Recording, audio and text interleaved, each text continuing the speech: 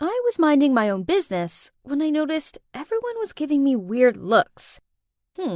What's wrong? I turned the corner and saw Cynthia and her followers blocking my locker. Oh, great!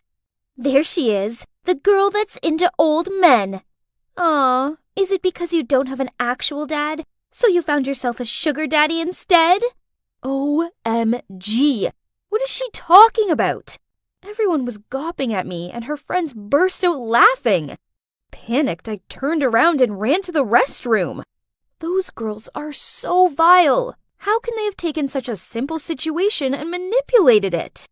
I locked myself in the cubicle and didn't dare come out.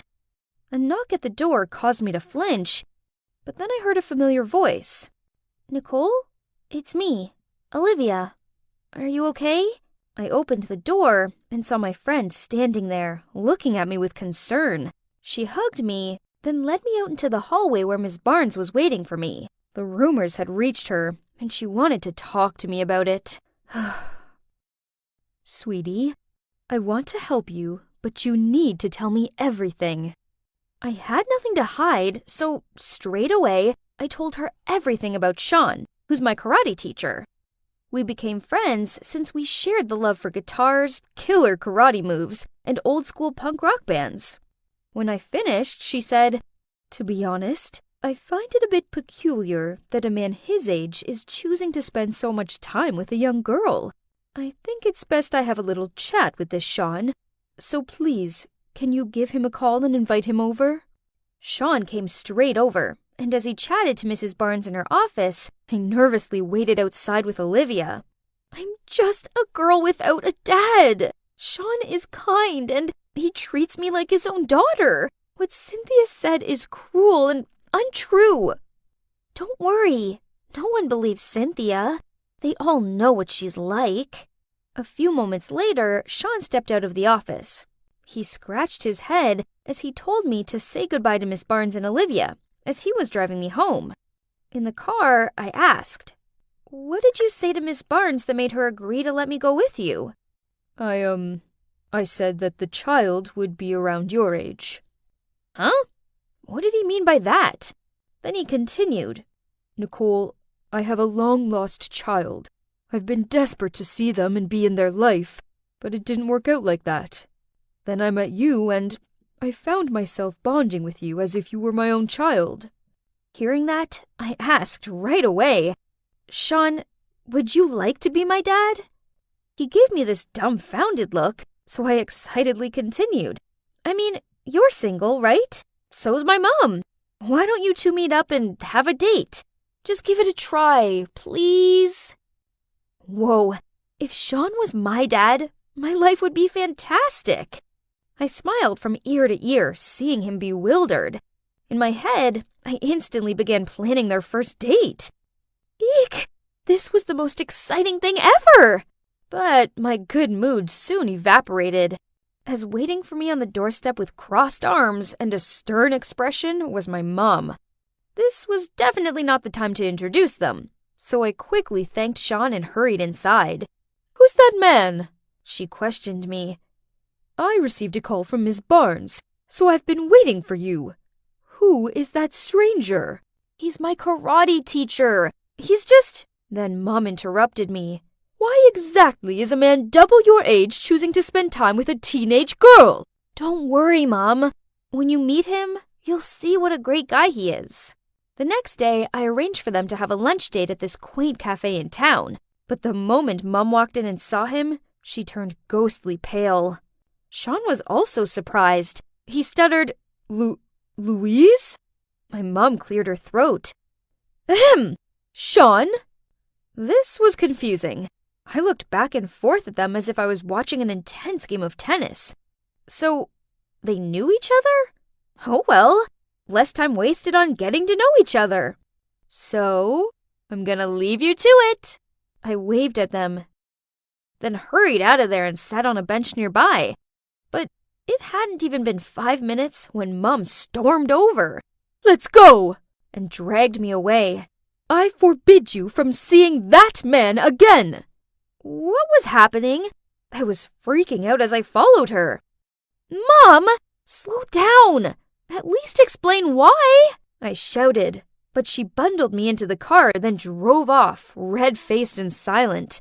Through the car window, I saw Sean run outside of the cafe and stare at me with a saddened look on his face. Mom, you know him? I asked. She said, "That's none of your business. You just have to know that you are not allowed to see him ever again." Why? I yelled as I started tearing up. He's nice to me. Why can't I be friends with him? Because you have to listen to your mother.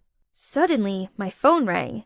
It was Sean. I picked up, and he told me to turn the speaker so he could talk to Mom. "Louise, it's me, Sean." Mom gave a startled yelp and told me to hang up, but I ignored her. Sean continued. "Louise, listen. Is Nicole my daughter?" What? Did I hear him right? Can someone please explain what was going on? "Louise, tell me. Is Nicole my daughter?" Mom snatched the phone off me, ended the call, then threw it onto the back seat. I was too overwhelmed to find any words to say, so we both sat there in shocked silence. The moment we entered our house, seeing that I was desperate to speak, Mom spoke up first. "Nicole, please don't ask anything. I'll explain later, okay?" I really wanted to know what had happened between them, but I knew there was no reasoning with Mom when she was being like this. So I quietly went up to my room. I couldn't sleep, as too many thoughts were buzzing around my head. Could Sean really be my dad? I mean, I'd never met my real dad, and whenever I asked Mom about him, she got super defensive. Mom and Sean clearly had history. So what if we're actually related?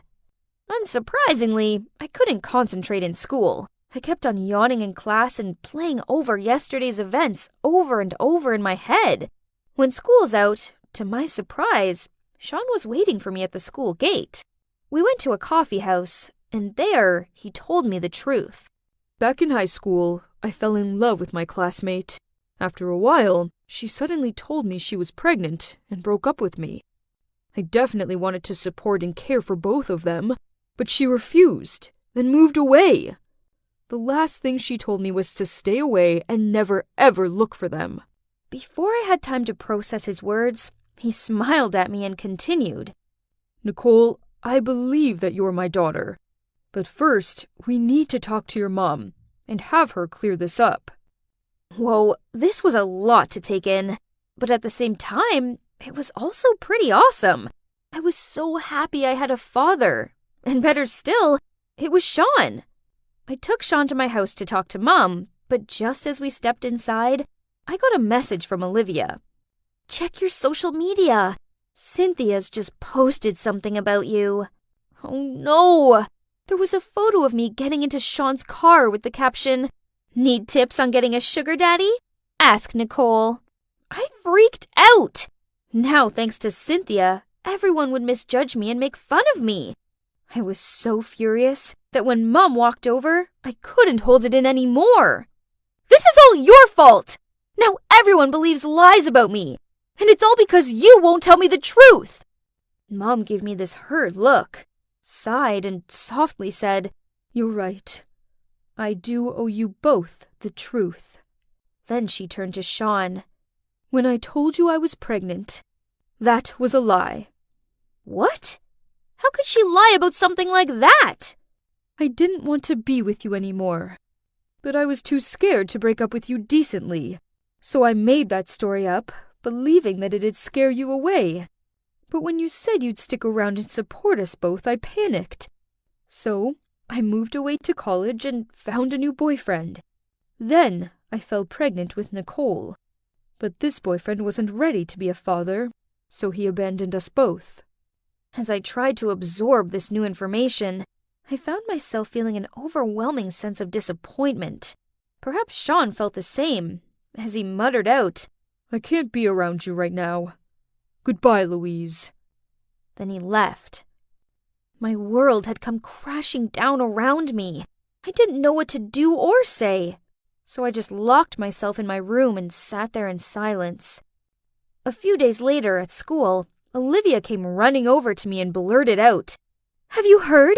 Cynthia's been suspended for spreading false rumors about people. Now everyone knows that she's a liar. Well, I'm glad everyone knows, but honestly, Cynthia and her fake stories didn't really bother me anymore. I had bigger things to worry about, like Sean.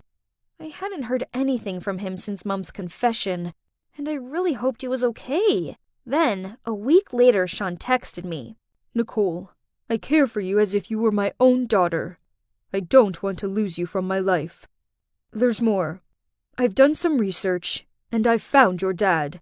If you want, I'll take you to meet him. Gulp! I was finally going to meet my real dad. On the way there, Sean lightened me up chatting about guitars and tuning on Joy Division. It was so good to have him back in my life. I guess it's normal for kids who don't know a parent to imagine what they'd be like, right? Well, when I came face to face with my real dad, the reality didn't match my expectations. I showed him a photo of me and Mom, and he denied ever knowing her and slammed the door in my face. Ouch. Sean made sure I was okay, then drove me back. The moment I arrived home, I flung myself on the couch and cried into the cushion. He must have filled Mom in on what had happened, as she rushed over to me. Honey, I'm so sorry. It's all my fault, because I'm a coward who couldn't deal with my own issues. But things will be different from now on. I promise. Then Sean knelt down next to me. Nicole, I meant what I said before. I view you as a daughter. And if it's okay with your mom, I'd love to be your dad. Mom nodded her head and said, Yes, if that's what Nicole wants. I leaped up and hugged them both. At that moment, I realized I don't care if my biological dad didn't want to know me. I didn't need him, as I already have Mom and Sean. Now, my mom has learned to be brave and confront her problems, instead of running away from them. She now co-parents me with Sean, and even though they aren't back together, they are great friends. And you know what? I've never been happier.